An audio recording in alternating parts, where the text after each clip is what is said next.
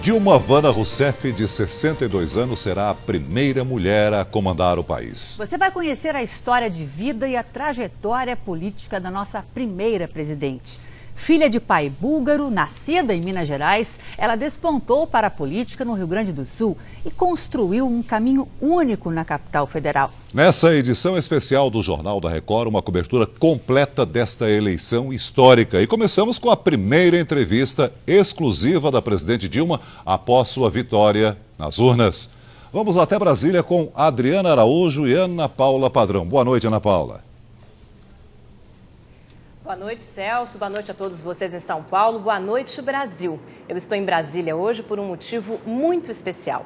A primeira entrevista da primeira presidente eleita no Brasil. E para essa entrevista fomos escaladas duas mulheres. Aqui ao meu lado está a minha colega Adriana Araújo. Presidente Dilma Vana Rousseff, muito boa noite, meus parabéns. E em nome da TV Record, muito obrigada por essa entrevista hoje. Olha, boa noite, TV Record, boa noite, Ana Paula, boa noite, Adriana. É um prazer ter duas mulheres me entrevistando hoje. Boa noite, presidente. Presidente, essa noite, eu não sei, por muito menos eu não dormiria. Como é que a senhora conseguiu dormir essa noite? Em que momento a senhora pensou, meu Deus, eu sou o presidente do Brasil?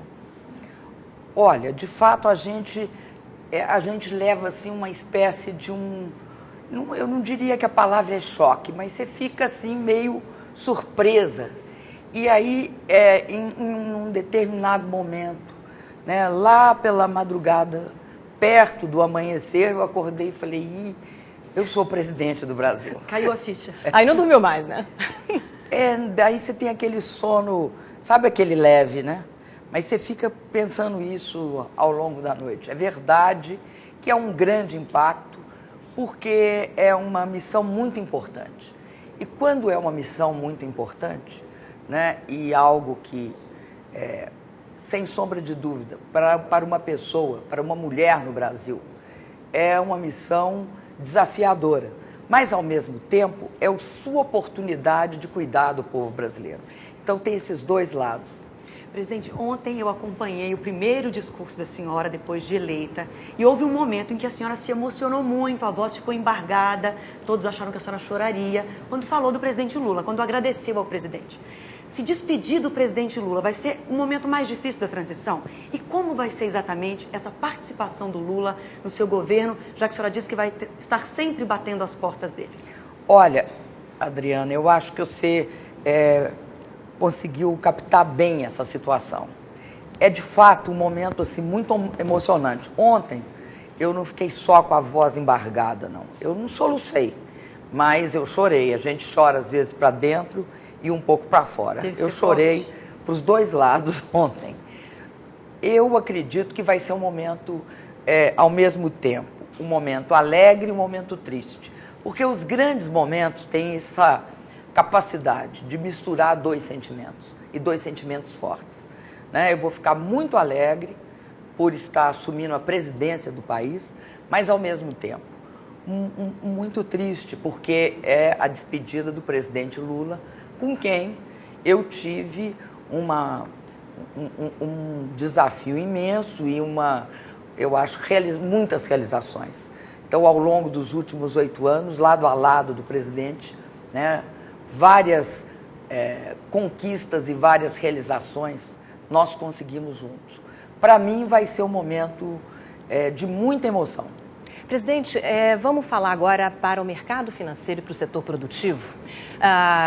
Dois postos chamam muita atenção e são a grande expectativa desses setores neste momento. Banco Central e Ministério da Fazenda. A senhora já tem nomes? Quando anuncia os nomes? Vai manter os atuais ocupantes desses postos ou essa hipótese está totalmente descartada? Olha, Ana Paula, eu acredito que esse será um dos anúncios que eu terei mais cuidado ao fazer. Eu ainda não tenho as decisões tomadas, né? Hoje, inclusive, eu passei o dia retribuindo ligações de chefes de Estado que fizeram ontem e eu não pude responder. Né? A senhora falou com Obama, por exemplo, o presidente americano, né? Falei com Obama, falei com o presidente Sarkozy, falei com vários presidentes. Ontem à noite eu falei com a presidente Cristina Kirchner, falei também ontem à noite com Maurício Funes, e também hoje falei com Calderón, presidente do México, falei com o Piñera, presidente do Chile, com o Santos, presidente da Colômbia, e vários outros. E todos eles também devem estar muito curiosos com relação à área econômica. Estão curiosos. Eu não sei, eles não externaram isso porque é o primeiro dia depois da eleição. Agora, eu te garanto o seguinte, eu garanto a você que uma coisa é certa. Eu manterei todos os princípios que regeram o nosso governo no período Lula, eu manterei no meu governo, que são os princípios que fundam a estabilidade macroeconômica e o equilíbrio macroeconômico no Brasil. Nós não brincaremos com a inflação. Nós seremos um governo que terá, portanto, metas inflacionárias da mesma forma que houve no governo do presidente Lula. Mais baixas ainda? Não, nós manteremos, nós vivemos num momento, Ana Paula, muito delicado, porque hoje, inclusive, o presidente Obama comentou comigo, né, as dificuldades que ele tem pelo alto desemprego que afeta os Estados Unidos da América. E nessa conjuntura, que é uma conjuntura ainda de crise, não recuperação dos países desenvolvidos, é prudente que a gente mantenha a meta de inflação nos padrões vigentes. Mas, presidente, seria prudente... Agora, eu também terei um controle do gasto público, porque eu acho que a característica principal de um governo no mundo de hoje é não gastar aquilo que não pode gastar. Mas manterei os gastos sociais e o investimento, porque o Brasil hoje está num outro patamar em relação aos países desenvolvidos. E terei a mesma política criteriosa, né, em relação à dívida pública e à taxa de juros. E, no que se refere ao câmbio, eu acho que o princípio hoje no mundo é do câmbio flutuante. Livre. A senhora vai manter? Nós não vamos deixar de acompanhar com rigor todo esse processo de guerra cambial e de política de desvalorização de moeda que está havendo no mundo. Opa, então pode ter mudança cambial? Não, não é isso. O que está acontecendo hoje, e há uma, vamos dizer, essa reunião do G20, dia 11 e 12, ela vai deixar isso cada vez mais claro, eu pelo menos espero. É que não é possível que ocorra aquele tipo de política que ocorreu na década de 30 e que se caracteriza pela desvalorização competitiva. Eu começo a desvalorizar, o outro país começa a desvalorizar, e aí isso bloqueia comércio, bloqueia produções locais, cria a guerra comercial. Eu acho que um dos fatores que soluciona isso é a gente ter, de fato, na relação multilateral, a capacidade de instituições fortes para coibir e tem de forçar certos países a manter as moedas não desvalorizadas abaixo do real, mas não é do real moeda, da realidade, mas manter uma política, né, eu diria assim, não fazer aquela política pragmática que é só favorável ao seu próprio país. É isso que se chamou guerra cambial. Que é, de fato, desvalorizações indevidas. Presidente, bom, eu queria falar um pouquinho da imprensa. Durante essa campanha, a senhora reclamou algumas vezes de algumas reportagens, da cobertura de parte da imprensa, que fez críticas muito duras à senhora, com apoio declarado ou velado a José Serra. Em algum momento, a senhora se sentiu perseguida? Olha, desrespeitada? Eu vou te dizer o seguinte, eu me entristeci em alguns momentos muito, mas eu acho que não cabe, em relação à imprensa, da parte de quem quer que seja, principalmente de uma pessoa pública, qualquer nível de crítica tentando coibir o que a imprensa disse ou deixou de dizer, né? Eu prefiro, e sempre disse isso, eu prefiro as vozes críticas do que o silêncio das ditaduras. Agora, isso não impede que eu me sinta prejudicado em alguns momentos e proteste, porque isso não significa preferir a liberdade de imprensa, é preferir a liberdade de opinião e de expressão. Então, eu me dou o direito de, nos momentos que eu me senti atingida, me defender. Agora, eu não tenho nenhuma complacência com qualquer processo de inibição, de manifestação da mídia, por qualquer motivo que seja. Aliás, eu sempre brinco que o controle remoto na mão do telespectador é o melhor controle que pode ter por parte, né, da população em relação à mídia. Quem resolve isso é o indivíduo ali mudando o seu canal, escolhendo quem ele vai assistir, quem ele vai ler, que jornal, enfim, eu reafirmo, eu prefiro as vozes críticas. Sem dúvida nenhuma. Até porque eu vivi a ditadura e sei do que se trata. Presidente, a gente começou essa entrevista falando da questão de gênero. Não foi a tônica da sua campanha, mas ontem, no início do discurso, a senhora tocou nesse assunto e disse uma frase emblemática: sim, a mulher pode. É uma frase muito forte. Posso te contar de onde que aquela frase surgiu? Lógico que pode. Foi assim, eu estava no aeroporto, me preparando para viajar.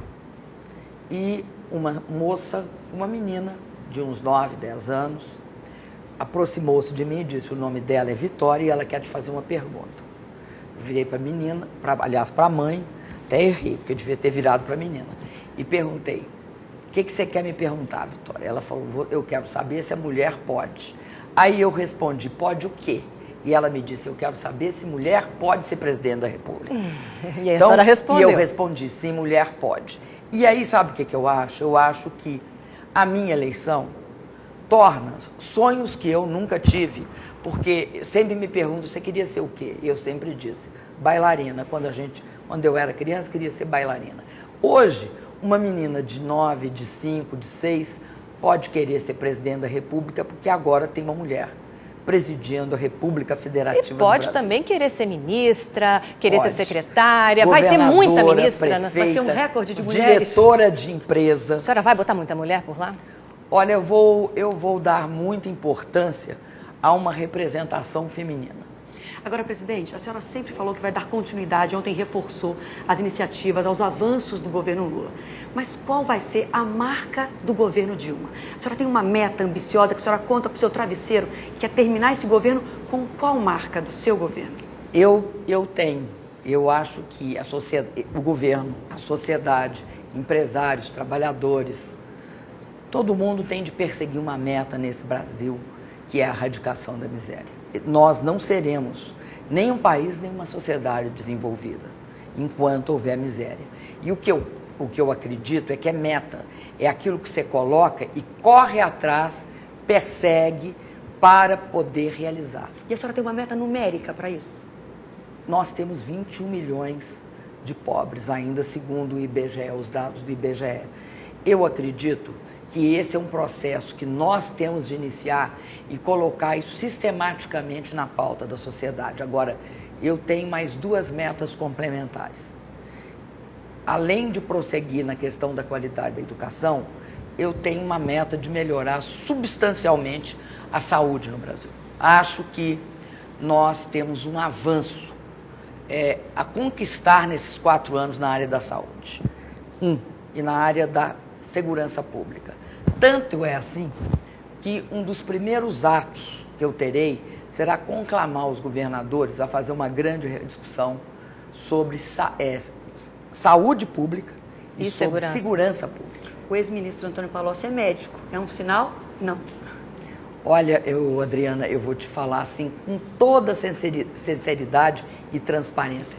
Eu ainda não tratei disso. Agora, tenho também uma observação a fazer. Quando eu tratar, vocês serão as primeiras a saber. Então, é um compromisso. Tem uma data? Não, para nós aqui. Não tem data ainda. Anunciar. Eu não vou falar para vocês que tem uma data, porque não tem. Mas, nas próximas semanas, eu começarei a discutir esse processo. Presidente, muito obrigada por essa entrevista. Em meu nome, em nome da Adriana, em nome da TV Record, por essa primeira entrevista. Nossos votos do melhor sucesso para a senhora e para o Brasil em última instância.